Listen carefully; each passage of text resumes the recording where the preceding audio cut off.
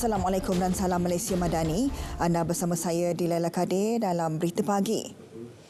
Gaji penjawat awam akan dinaikkan sedikit menerusi belanjawan madani kedua yang akan dibentang di Parlimen pada Oktober. Perdana Menteri menyatakan ia sebagai langkah sementara sehingga kajian menyeluruh skim gaji dan persaraan selesai dilaksana tahun depan.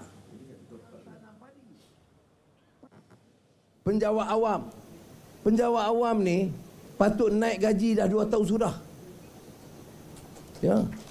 Dah betul. Ini peraturan kita tiap 10 tahun. Ya. Daripada zaman Tun Razak, Datuk Seri Najib, tiap 10 tahun ada kajian naik gaji. You check betul-betul, tanya betul-betul. Ya. Tapi sejak mereka perintah 3 tahun mesyuarat gaji penjawat awam pun tak. Jangan kata naik gaji, mesyuarat pun tak ada. Kerajaan juga bersetuju memberi allowance seberang laut bagi penjawat awam bertugas di Langkawi. Dalam pada itu, Perdana Menteri turut menerima kunjungan hormat Menteri Luar China Wang Yi sempena lawatannya ke negara ini dalam usaha meningkatkan kerjasama pertahanan dua hala. Kedua-dua pemimpin kemudiannya turut mengadakan mesyuarat bersama beberapa barisan menteri kabinet. Pertemuan itu menandakan kepentingan hubungan perdagangan dua hala antara kedua-dua negara. China kekal sebagai rakan dagang terbesar Malaysia sejak 2009 dengan jumlah perdagangan RM488 bilion pada 2022.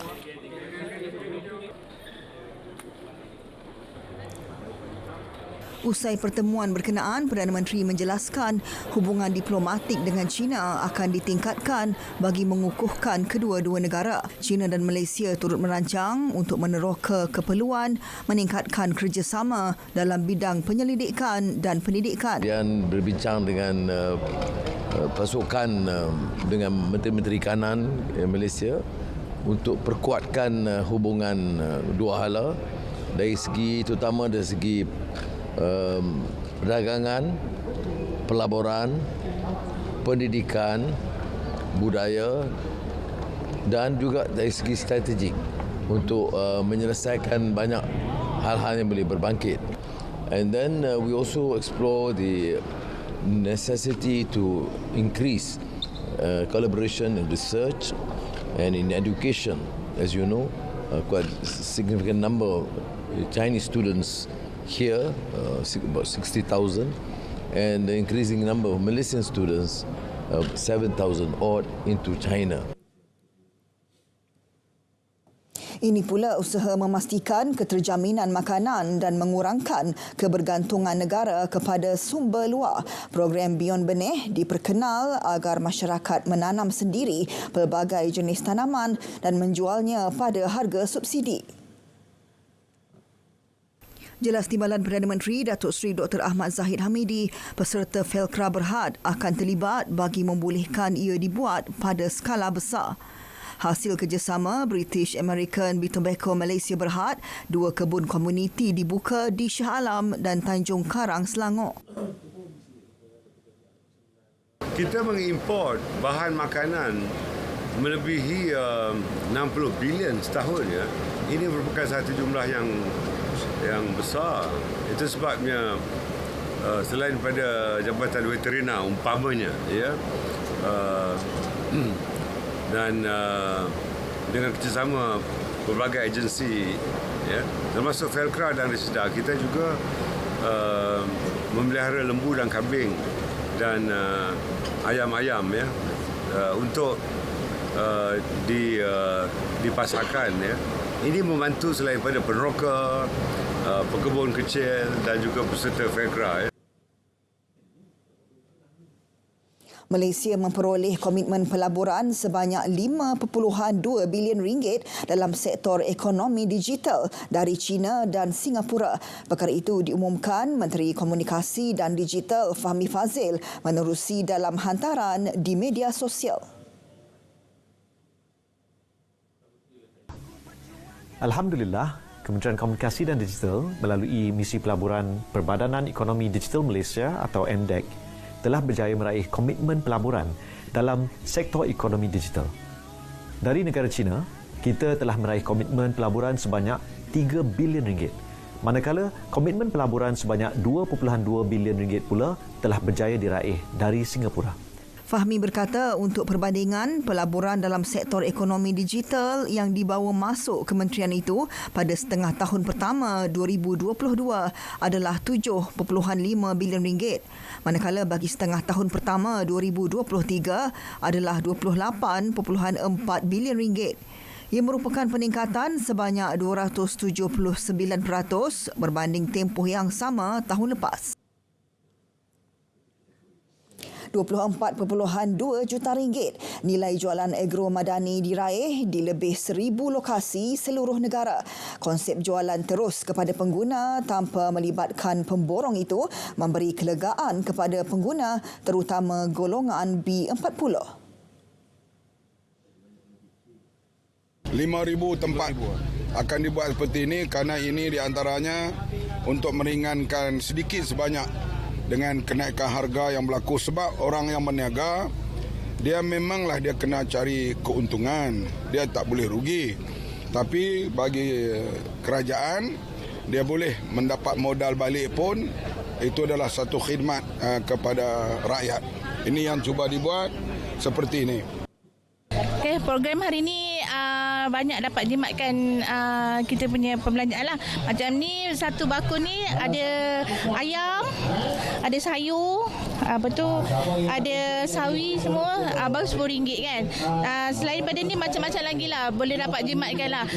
Oh, hari ni akan datang beli barang dapur lah. Terutamanya macam minyak, sayur-sayur. Okey, dapat jimat lah. Belum habis lagi. Untuk 50 ni belum habis lagi ni. Masih jimat lagi lah tu. Hasil perpaduan bersama. Inisiatif sudah bermula. Pembaikan dan pembaharuan dilaksana. Demi negara, rakyat sejahtera. Ketika harapan masih menyala bagi membina negara bangsa. Mandat rakyat paling utama atas nama Malaysia.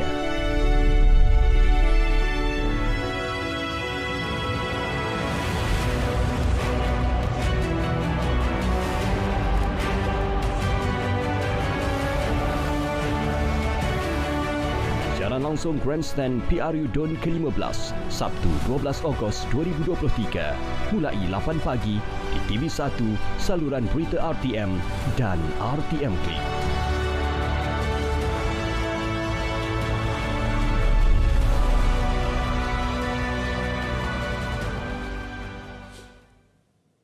Bersua kembali, SPR menjangkakan peratusan keluar mengundi pada PRU DUN ke-15 dan PRK Parlimen Kuala Terengganu melebihi 85%. Pengurusi SPR Tan Sri Abdul Ghani Saleh menjelaskan jika jumlah peratusan itu tercapai, ia melebihi 74.7% yang direkodkan pada PRU November lalu.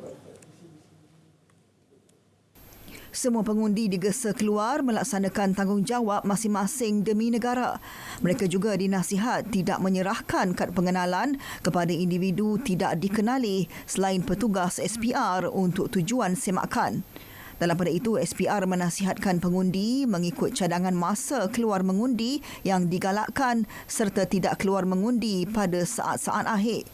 Semakan awal maklumat pengundian boleh dilakukan menerusi portal SPR, talian hotline dan aplikasi MySPR Semak. Seramai 864,425 jumlah keseluruhan pemilih yang layak mengundi di Negeri Sembilan pada pilihan raya umum Dewan Undangan Negeri Sembilan. Bagi mengetahui perkembangan awal, bersama-sama Nur Rashikin Harun di Dewan Komuniti Taman Coral High. Silakan. Baik, terima kasih. Ketika ini saya berada di Dewan Komuniti Taman Coral Heights Sikamat bagi meninjau suasana awal pagi pilihan raya umum Dewan Undangan Negeri PRU DUN ke-15. Di sini merupakan lokasi pusat penjumlahan undi rasmi bagi kawasan N13 Sikamat. Dan dapat saya kongsikan seawal pukul 6 pagi tadi, dilihat petugas pilihan raya telah mula mengatur gerak kerja mereka bagi membuat persiapan untuk mengangkat peti undi dihantar ke setiap pusat pengundian. Malah anggota dan juga pegawai polis yang bertugas juga dilihat telah mengadakan sesi taklimat sebagai persiapan untuk hari kelancaran hari pengundian hari ini. Dan untuk makluman, N13 Sikamat ini merekodkan seramai 32,343 jumlah keseluruhan daftar pemilih yang layak mengundi, termasuk 173 anggota dan pegawai polis yang telah pun mengundi pada hari undi awal pada 8 Ogos lepas. Sebanyak 9 pusat mengundi biasa dibuka dengan 55 jumlah saluran mengundi disediakan buat keseluruhan daftar pemilih yang ingin menunaikan tanggungjawab mereka sebagai rakyat Malaysia.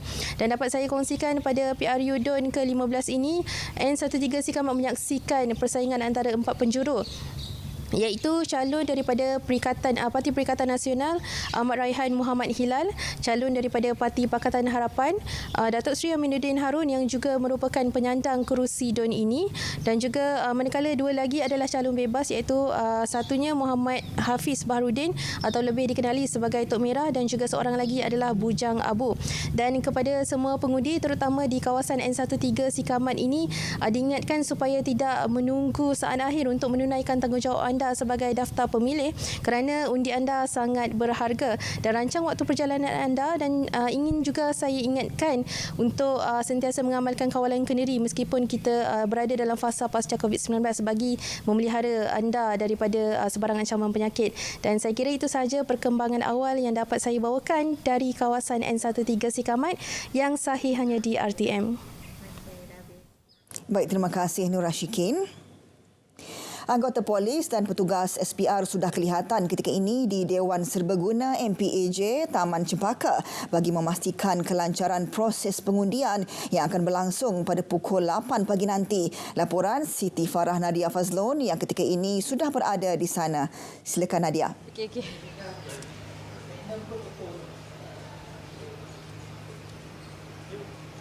Baiklah, saya kini berada di Dewan MPAJ Taman Cempaka, di mana di sini merupakan salah satu pusat pengundian bagi N21 Pandan Indah.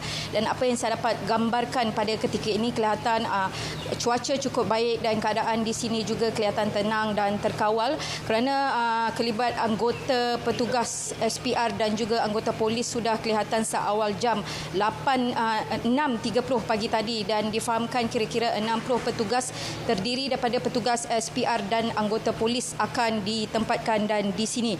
Dan untuk makluman anda, proses pengundian bagi N21 Pandan Indah akan bermula tepat pada pukul 8 pagi nanti, melibatkan 18 pusat mengundi dibuka, melibatkan 120 saluran, dan daripada jumlah itu seramai 70,776 pengundi dari kawasan N21 Pandan Indah akan melaksanakan tanggungjawab mereka pada hari ini.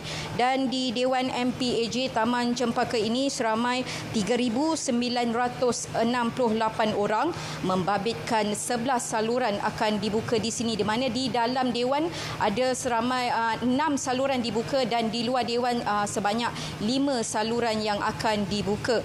Dan N21 Pandan Indah ini menyaksikan pertembungan 4 penjuru, di mana calon Pakatan Harapan iaitu Izham Hashim, calon Perikatan Nasional Fazil Muhammad Dali, dan calon Demokratik Malaysia Lisa Rizwan, dan juga calon bebas Sivanis Warren anak lelaki Ramasundram. Saya kira itu saja perkembangan di N21 Pandan Indah ini. Kita kembali ke Angkasa Puri yang sahih hanya di RTM.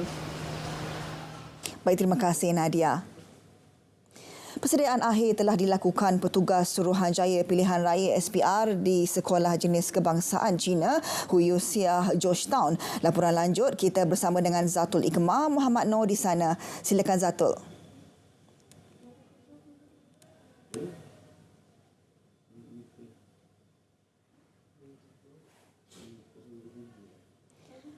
Okey, balik belum bersedia lagi. Baiklah, kita ke berita seterusnya.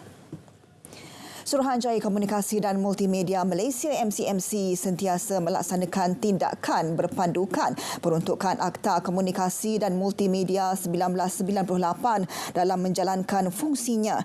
Ia termasuk mengambil tindakan yang perlu untuk mencegah perlakuan atau percubaan melakukan sesuatu kesalahan di bawah mana-mana undang-undang bertulis Malaysia.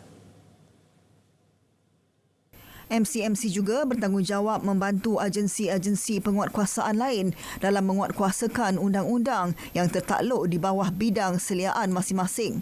Oleh itu, pelaksanaan tindakan yang diperlukan bagi mencegah perlakuan atau percubaan melakukan kesalahan perkara tersebut akan disiasat Suruhanjaya dan agensi-agensi penguatkuasaan yang lain. Justeru MCMC tetap tegas dalam melaksanakan kewajipan berkanun bagi memastikan integriti maklumat dan keharmonian masyarakat. Dan nampaknya Zatul Ikemah Muhammad Noor di Georgetown telah pun bersedia. Kita bersama-sama dengan Zatul.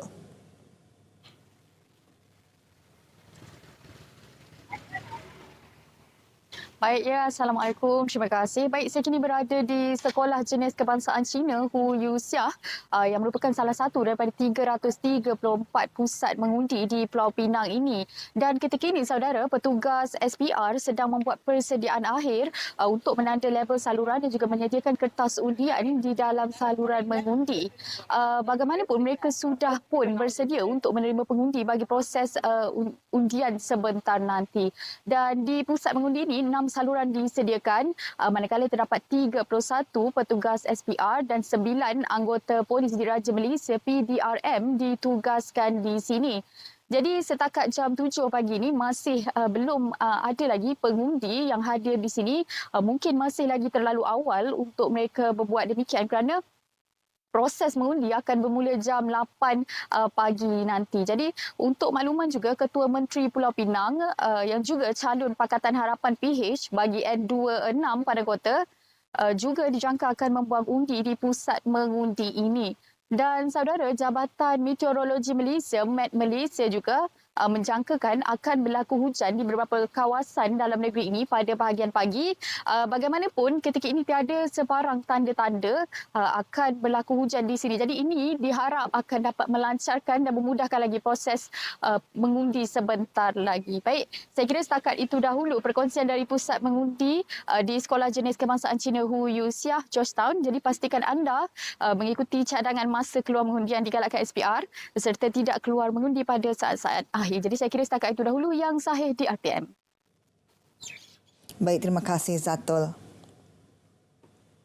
Kementerian Pembangunan Usahawan dan Koperasi KUSKOP akan terus memperkasakan sektor perusahaan kecil dan sederhana PKS berasaskan pendigitalan di seluruh negara. Menterinya Dato' Ewan Benedict berkata ia penting bagi membolehkan mereka menembusi pasaran antarabangsa seiring dengan kerangka ekonomi Malaysia Madani. Sekarang kita akan bangunkan pembuli ubah supaya dapat menyokong masa depan yang lebih baik. Contohnya kemudahan infra, pembiayaan yang lebih besar, pusat pengedaran dan pengumpulan, kemudian sokongan untuk mengantarabangsakan usahawan PMKS ini dengan memasukkan elemen dan komponen ESG dan juga membangunkan platform digital kepada mereka. Beliau berkata ia juga selaras dengan hasrat menjadikan Malaysia sebagai peneraju ekonomi Asia. Tambah beliau, usaha untuk membangunkan usahawan mikro dan informal dalam kalangan wanita melalui Amanah Ikhtiar Malaysia AIM juga akan dipertingkatkan.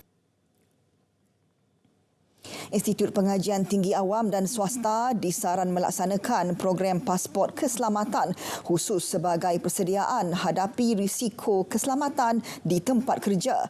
Menteri Sumber Manusia V. Sivakumar berkata institut terbabit mengadakan kolaborasi strategik dengan Institut Keselamatan dan Kesihatan Pekerjaan Negara NIOSH bagi melaksanakannya. Jelas beliau, ia penting kerana sesetengah tempat kerja yang berisiko menetapkan pelbagai syarat seperti keperluan mendapatkan pasport keselamatan. Buat permulaan, kerajaan menggalakkan program dilaksanakan secara sukarela sebelum membuat kajian untuk mewajibkannya. Sekiranya mendapat sambutan, program akan merangkumi industri yang tidak berisiko tinggi pula. Sudah tiba masanya Malaysia bertindak serius menjadikan industri halal sebagai peneraju global dalam ekonomi halal. Pengerusi Halal Development Corporation HDC, Khairul Azwan Harun berkata pihaknya telah menyusun beberapa strategi bagi menyokong agenda diplomasi halal yang diperkenal baru-baru ini. Jelasnya, di bawah Pelan Indo Industri Halal 2030, beberapa sektor ekonomi telah mendapat pengkhususan kerajaan iaitu industri makanan dan minuman, farmasutikal, kosmetik, penjagaan peribadi, logistik dan peranti perubatan. Jadi sudah tentulah syarikat-syarikat pemain-pemain industri dalam bidang yang saya sebutkan tadi melihat Malaysia ini sebagai destinasi pelaburan mereka kerana mereka mahukan persejilan halal Malaysia itu. Jadi HDC diberi mandat lah. Sebab itu strategi halal diplomasi ini mesti digarapkan bersama oleh kementerian-kementerian yang terlibat. Beliau yakin menerusi agenda diplomasi halal, Malaysia mampu mengekalkan kedudukan teratas dalam pensijilan standard piawaian halal antarabangsa.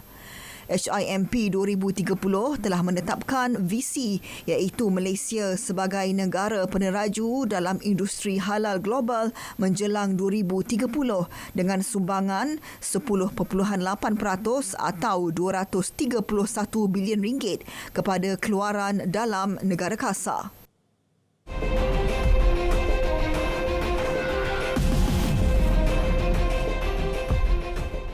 Baiklah, berita luar negara, 5 terkorban dan kira-kira 40,000 penduduk dipindahkan akibat banjir dan tanah runtuh disebabkan hujan monsun di Myanmar.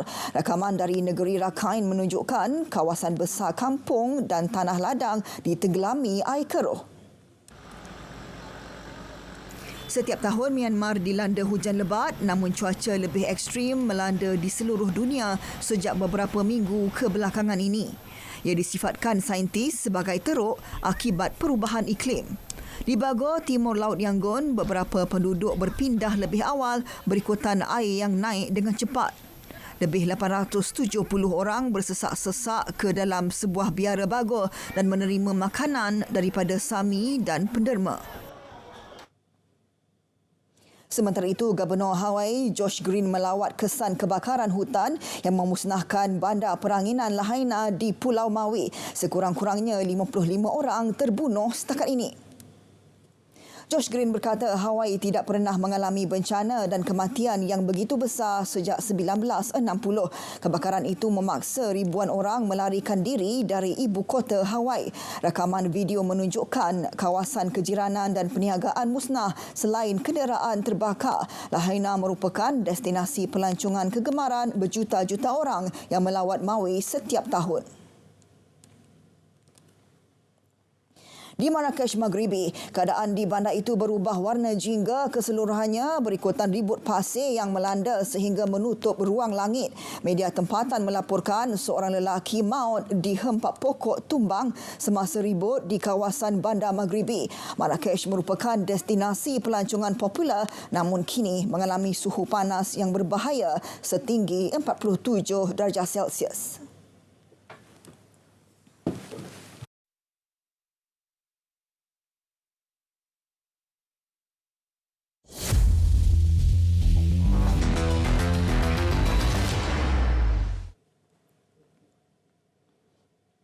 Baiklah, berita sukan, atlet Muay Thai Muhammad Rifdan Masdo dan atlet berbasikal Nyo Chi Hui diumum sebagai olahragawan dan olahragawati Perak 2021-2022. Anugerah disampaikan Sultan Perak Sultan Nazrin Muizzuddin Shah malam tadi.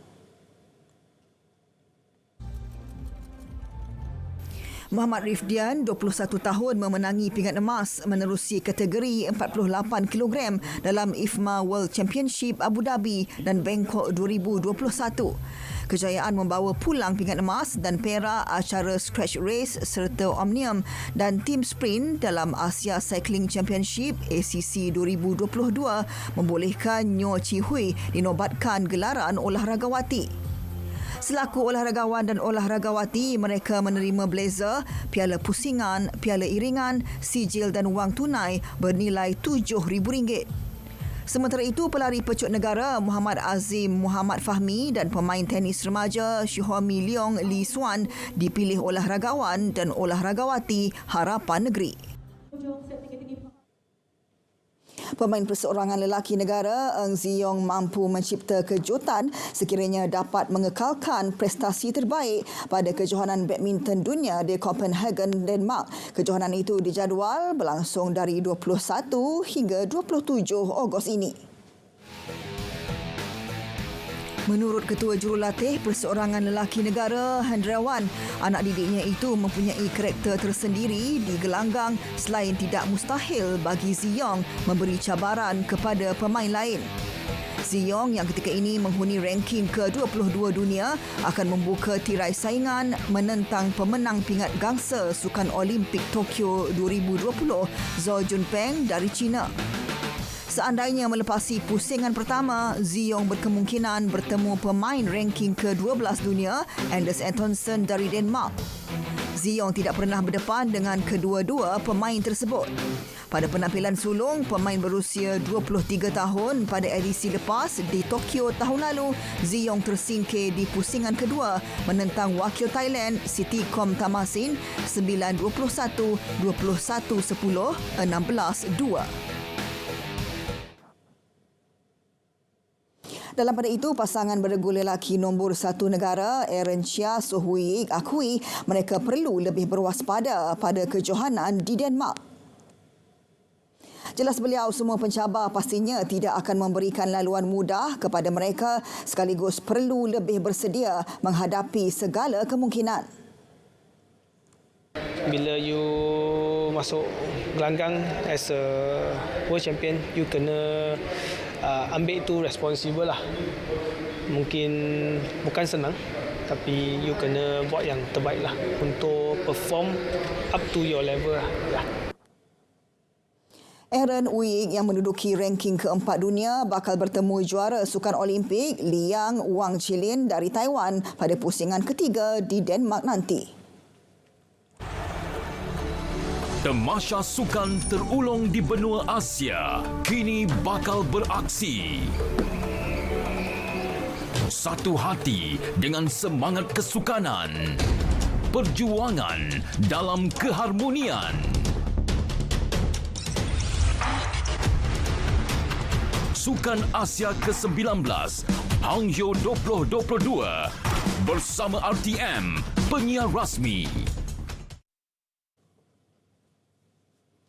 Baiklah, berita pagi berakhir di sini. Terus setia bersama berita RTM untuk perkembangan sahih sepanjang masa. Malaysia Madani, tekad perpaduan penuhi harapan.